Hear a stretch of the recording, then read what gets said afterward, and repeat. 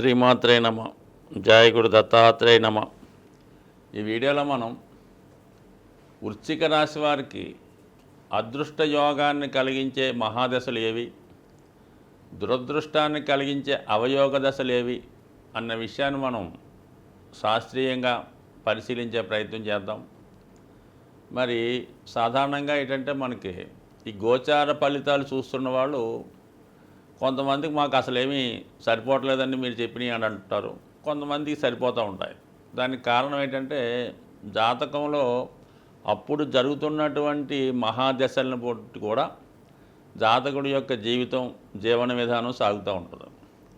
మంచి దశ జరుగుతున్నప్పుడు గోచారం కూడా యోగించి గ్రహాలు తమ శుభ ఫలితాలను ఇవ్వడం జరుగుతూ ఉంటుంది.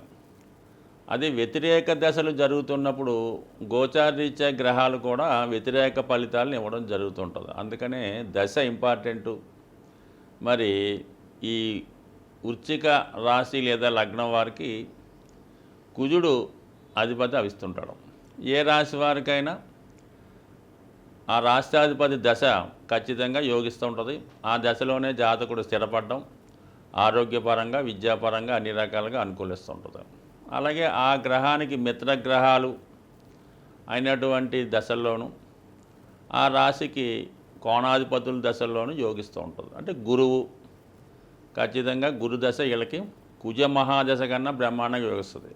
ఒక ప్రథమ కోణాధిపతి కాబట్టి, పూర్వపుణ్య స్థానాధిపతి కాబట్టి, మరి ఈ గురు మహాదశలోనే ఈ వృశ్చిక రాశి వారికి సంతానం కలుగుతుంది. సంతానం అభివృద్ధిలోకి వస్తారు, పిల్లలకి సంతానం కలుగుతారు. మొత్తం మీద ఐశ్వర్యపరంగా, అదృష్టపరంగా జాతకుడు చేసుకున్నటువంటి పూర్వజన్మ ఫలితాన్ని బట్టి ఆధారపడి ఉంటుంది. కాబట్టి మంచి నెంబర్ 1 దశ ఏంటంటే వీళ్ళకి గురు మహాదశ, అలాగే కుజ మహాదశ.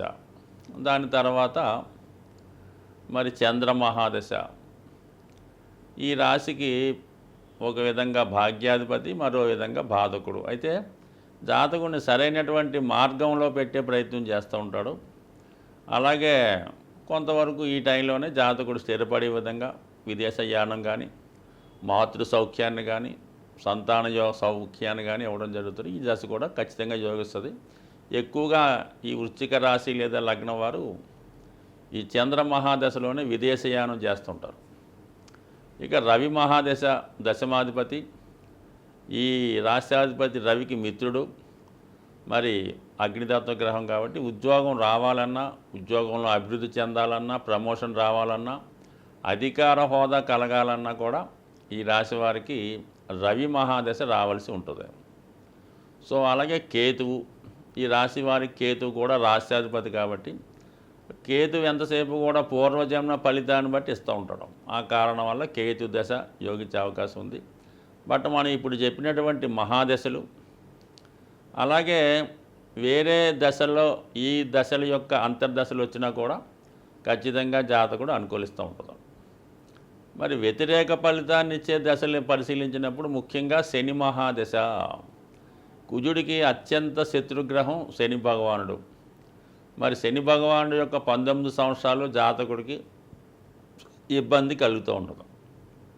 అంటే ఈ వృశ్చిక రాశిలో విశాఖ 4వ పాదంలో జన్మించిన, అనురాధ నక్షత్రంలో జన్మించిన, అంటే విశాఖ నక్షత్రంలో 4వ పాదంలో జన్మిస్తే కనీసం 4 సంవత్సరాల నుంచి 1 సంవత్సరం లోపల వీళ్ళకి గురు మహాదశ నడిచి దాని తర్వాత 19 సంవత్సరాలు శని మహాదశ నడుస్తుంది. అంటే ఇంచుమించుగా ఎడ్యుకేషన్ అంతా కూడా ఈ శని మహాదశలో రావడం వల్ల కంప్లీట్గా వీళ్ళు ఎడ్యుకేషన్లో సరైనటువంటి ప్రగతి సాధించలేకపోవడం వల్ల, టెక్నికల్ రంగంలో రాణించడం వల్ల, అంటే బాగా క్రమశిక్షణతో ఉండి, అంటే శని భగవానుడే ఉంది, క్రమశిక్షణతో నిజాయితీగా కష్టపడితే మాత్రం ఖచ్చితంగా టాప్లో తీసుకెళ్తాడు. కానీ ఈ వృశ్చిక రాశి వారికి శని మహాదశ ఎట్టి పరిస్థితుల్లో కూడా యోగిచ్చే దశ కాదు.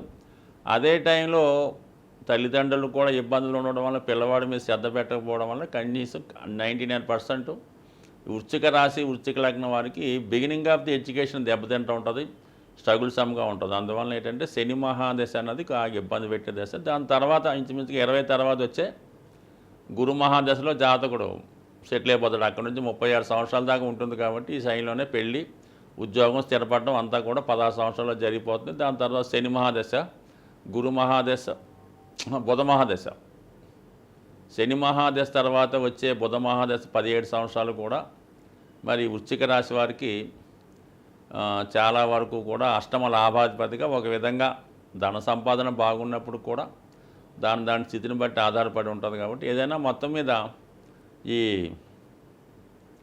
వృశ్చిక రాశి వారికి మరి ఈ దశా సిస్టమ్ ఉపయోగించినప్పుడు శని మహాదశలోను, బుధ మహాదశలోను, శుక్ర రాహు మహాదశలో జాగ్రత్తగా ఉండాలి.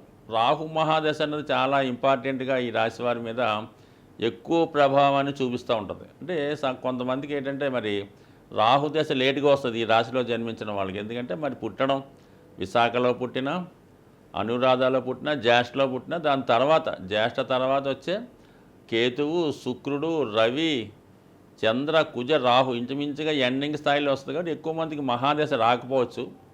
అయితే ఇదే లగ్నంలో వృశ్చిక లగ్నంలో జన్మించి వేరే నక్షత్రాల్లో అంటే తులారాశిలోనో లేదంటే కన్యారాశిలో జన్మించిన వాళ్ళకి అంటే ఈ లగ్నం వారికి రాహుదశ రావచ్చు. పొరపాటున వృశ్చిక లగ్నంలో జన్మించి రాహు మహాదశ నడుస్తున్నట్టయితే 100% వాళ్ళ యొక్క విద్యా సంబంధించిన విషయాలు, క్యారెక్టర్ సంబంధించిన విషయాలు చాలా వరకు మరి ఏ వయసులో వచ్చినా ఆ వయసును బట్టి ఆ ప్రభావం వీళ్ళ మీద ఎక్కువ చూపించే అవకాశం ఉంది. అలాగే ముఖ్యంగా వృశ్చిక రాశి వారికి ఏ మహాదశలో అయినా రాహు యొక్క అంతర్దశ, శని యొక్క అంతర్దశ వచ్చినప్పుడు మాత్రం జాతకుడు చాలా జాగ్రత్తగా నిర్ణయాలు తీసుకోవాలి. ఏ విధమైన ప్రయోగాలు చేయకూడదు. ఎవరితో కూడా ఎటువంటి లావాదేవీలు పెట్టకుండా జాగ్రత్తగా ఉంటే ఖచ్చితంగా జాతకుడికి అనుకూలించే అవకాశం ఉంది. బట్ ఎనీహౌ మరి ఈ వృశ్చిక రాశి వారికి వీళ్ళ బిగినింగ్ ఆఫ్ ది లైఫ్లో అనుకూలమైన దశలు రావు. ఎందుకంటే మనకి విశాఖ వదిలేద్దాం, విశాఖలో పుట్టిన 19 సంవత్సరాలు బాల్యంలో వచ్చే శని మహాదశ, దాని తర్వాత వచ్చే 17 సంవత్సరాలు అంటే 36 సంవత్సరాల దాకా కూడా ఈ 2 దశలు కాబట్టి ఇబ్బంది పెడుతూ ఉంటాయి, సరైన సెటిల్మెంట్ ఇవ్వు. దాని తర్వాత వచ్చే 7 సంవత్సరాలు కేతు అంటే 43, దాని తర్వాత వచ్చే శుక్రుడు 63, అంటే దాని తర్వాత వచ్చే రవి దశ నుంచి యోగిస్తాయి. అంటే ఇంచుమించుగా 63 సంవత్సరాలు 60 సంవత్సరాల దాకా కూడా ఈ రాశి వారికి వ్యతిరేక దశలు రావడం వల్ల దాని తర్వాత వచ్చే దశలు 63 తర్వాత వచ్చే రవి వరుసగా ఇస్తుంది, అవి మరి చంద్రుడు, కుజుడు వరుసగా మనకి 23 సంవత్సరాలు యోగిస్తూ ఉంటుంది. సో ఆ కారణం వల్ల ఈ వృశ్చిక రాశిలో జన్మించిన వాళ్ళు చివరి జీవితంలో సెకండ్ హాఫ్లో బాగా రాణించగలుగుతూ ఉంటారు. పెద్ద వయసు తర్వాత రావడం జరుగుతూ ఉంటుంది. దానికి ఇప్పుడు మనకి ఎదురుగుండా ఉన్నటువంటిదే సాక్ష్యం కాబట్టి. బట్ ఏదైనా ఈ రాశి వారు అనుకూలమైన దశలు మరి వచ్చినప్పుడు జాగ్రత్తగా ఉంటూ, ప్రతికూల దశలు మాత్రం కొద్ది కేర్ఫుల్గా ఉండాలి. ఎందుకంటే వృశ్చిక రాశి సహజ అష్టమ రాశి వల్ల నిరంతరం జీవితం పోరాడినట్టే కనబడుతూ ఉంటుంది. ఏ రోజు కూడా మనశ్శాంతిగా ప్రశాంతంగా ఉన్నట్టు ఉండదు. జీవితం అంతా కూడా పోరాడడం, ఎవరితో ఒకరి కోసం తాపత్రయపడడం, ఎప్పుడూ ఏదో ఒక సమస్య వెంటాడుతూ ఉంటుంది.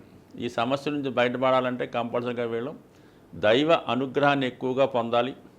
మరి ఎక్కువగా వీళ్ళ గురుగ్రహ అనుగ్రహం కోసం మరి దత్తాత్రేయుడు, షిరిడి సాయిబాబా వారు, లేదంటే దక్షిణామూర్తి, అందరికీ గురువైనటువంటి శివుడు, మరి కృష్ణ పరమాత్మ, ఈ విధంగా కంప్లీట్గా వీళ్ళం మరి వాళ్ళకి నచ్చినటువంటి గురువు అంటే మనకి జీవితం మంచి మార్గంలో నడిపేటప్పుడు గురువు కూడా తనకు తానే ఎన్నుకొని మనకి జీవితంలో తన మార్గంలోకి తీసుకోవడం జరుగుతూ ఉంటుంది. అది మీకు ఏ మార్గం నడిపిస్తే, మీకు మనసుకి ఎక్కడ మంచి అనిపిస్తే ఆ దైవాన్ని పూజించడం వల్ల కంపల్సరీగా వృశ్చిక రాశి వారు మానసిక ప్రశాంతతతో పాటు సక్సెస్ఫుల్ జీవితాన్ని పొందే అవకాశం ఉంటుంది. సాధారణంగా మనం ఈ గోచార ఫలితాలు పరిశీలించినప్పుడు వ్యక్తిగతంగా వారి వారి రాశులను బట్టి కాకుండా సహజంగా ఏర్పడే కొన్ని గ్రహాల కలయికలు జాతకులు అందరి మీద ప్రభావం చూపిస్తూ ఉంటుంది. అంటే సహజ రాశి చక్రం అయినటువంటి ఉంటుంది. అంటే అది మేషం లగ్నంగా తీసుకొని 12 భావాలు లెక్కేయడం జరుగుతూ ఉంటుంది. సో ఈ భావాల్లో కొన్ని గ్రహాలు బలంగా ఉన్నప్పుడు అవి జాతకులు అందరి మీద ప్రభావాన్ని చూపడం జరుగుతూ ఉంటుంది.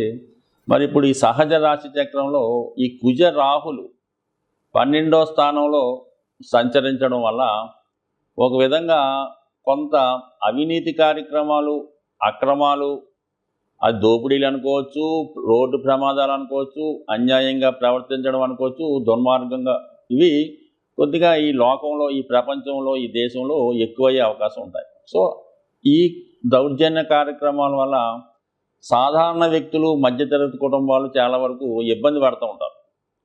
సో అలాగే ఈ గురువు రవి కలిసి ఉండడం ఒక విధంగా ధనస్థానంలో ఉండడం వల్ల ఫైనాన్షియల్ ఫ్లో బాగా పెరుగుతూ ఉంటుందన్నమాట. ఆర్థిక సంపద పెరుగుతుంది, మనీ రొటేషన్ పెరుగుతూ ఉంటుంది. బ్యాంకింగ్ రంగం, ఫైనాన్స్ రంగం చాలా డెవలప్ అవుతూ ఉంటుంది. అంటే ఈ రెండో స్థానం అన్నది సహజ రెండో స్థానం వృషభ రాశి, ఫైనాన్స్ సంబంధించింది. ధనకారకుడు అక్కడ సంచరించడం వల్ల ఫ్లో ఆఫ్ మనీ ఎక్కువ పెరుగుతుంది. ప్రభుత్వం వారి దగ్గర కూడా మరి వాళ్ళ యొక్క సంపద పెరగడం వల్ల ప్రభుత్వాలు బలంగా తయారవుతాయి. సో ఆ కారణం వల్ల ప్రజలకి సౌకర్యవంతమైన జీవితం రావడం జరుగుతూ ఉంటుందన్నమాట.